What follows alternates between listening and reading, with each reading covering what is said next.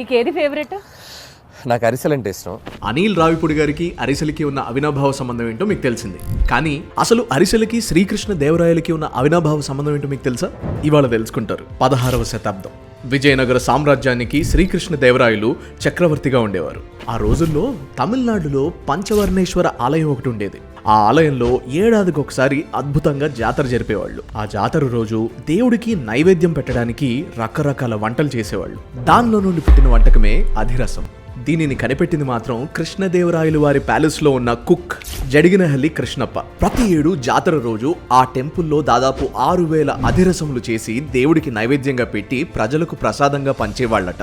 కాలక్రమేణా రాజులు రాజ్యాలు రెండూ పోయాయి. కానీ పండక్కి అధిరసంలో వండుకునే ప్రక్రియ మాత్రం ఎవరి ఇళ్లల్లో వాళ్ళు కంటిన్యూ చేశారు.